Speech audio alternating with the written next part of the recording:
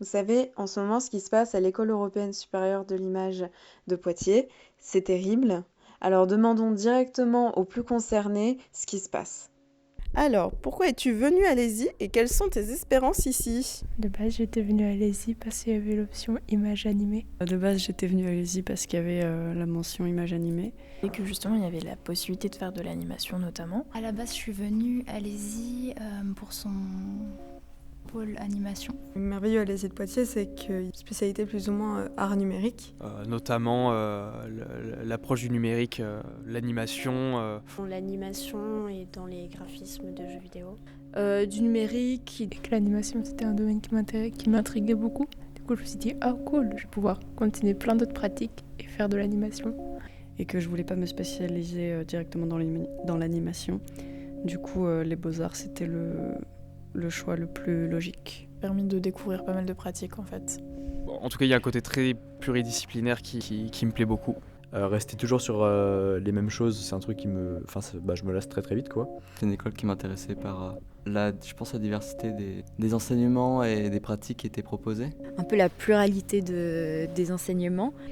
Et que penses-tu du plan de sauvegarde et quelle influence penses-tu qu'il aurait sur tes études et sur l'école? Je pense que le plan de sauvegarde, il est bien pourri. Vachement de la merde et que c'est très injuste.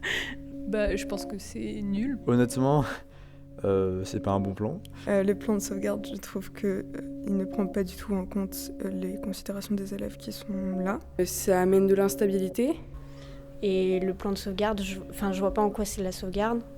Un plan qui va nous couler, tout simplement. Bon, il y a beaucoup on perd beaucoup en fait de identitaire à l'école et en fait, je pense beaucoup aux jeux vidéo numériques. Genre que ce soit pour les profs, que pour les élèves, que pour l'école, que pour les enseignements, parce que il va plus avoir d'enseignement. Parce qu'en retirant toute la diversité de l'enseignement, il n'y a plus d'enseignement. Parce que les profs et les TAP qui vont être virés, ils sont essentiels. Qui permet plus de faire de l'animation et de... Parce que clairement, il y a une grosse perte de diversité. Plus de techniciens, de techniciennes ou même de profs dans certaines disciplines, ça fait qu'on perd des enseignements, on perd une ouverture d'esprit, on perd des pratiques et la possibilité de multiplier en fait les pratiques. Aussi où c'était pas mal tourné vidéo, animation, c'était beaucoup vendu comme ça. Aujourd'hui c'est un peu mis de côté ça, voire carrément dégagé, genre Agathe qui part en Angoulême, on arrêtait en plus d'animation à Poitiers et clairement je pense que c'est assez négatif parce que c'était un des points forts de l'école. Déjà, il y a la mention image animée qui va bientôt disparaître. Je ne peux pas avoir la mention animation déjà. Parce que du coup, d'après ce que j'ai compris, Stéphane et Agathe qui sont professeurs et techniciens en animation et vidéo, ils partent à Angoulême. Du coup, on n'a plus d'animation alors qu'à la base Poitiers c'est quand même une école qui est axée plus sur le numérique. Mais son bras droit, entre guillemets, le technicien qui s'occupe de nous aider en fait dans la programmation des jeux, dans le code, dans l'utilisation des logiciels, lui, son poste serait fermé. C'est quand même tout un panel de compétences qu'on perd, qu'on ne va pas forcément avoir la possibilité de découvrir ailleurs. Moi je pense que le plus important c'est les profs. Au pire si on n'a pas de budget pour le matériel, on peut faire en mode système D mais sans prof on peut pas faire grand chose quoi. Travailler de la 3D, de la réalité virtuelle et c'est pas un truc que je pourrais continuer si je voulais rester faire un second cycle ici en fait, enfin, c'est pas faisable. Intéressée, moi je voulais possiblement faire le master, mais s'il n'y a pas la personne qui peut m'aider derrière à réaliser mes projets, je vais pas rester. Je trouve que c'est un plan extrêmement gênant de la part d'une direction qui est complètement à côté de la plaque du début jusqu'à la fin.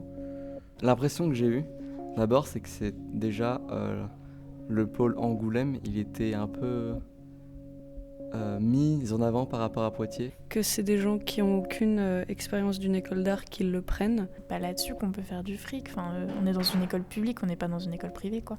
Vu l'avenir de cette école-là, j'imagine pas aussi pour les autres. Et du coup, les écoles publiques vont devenir de plus en plus rares, malheureusement.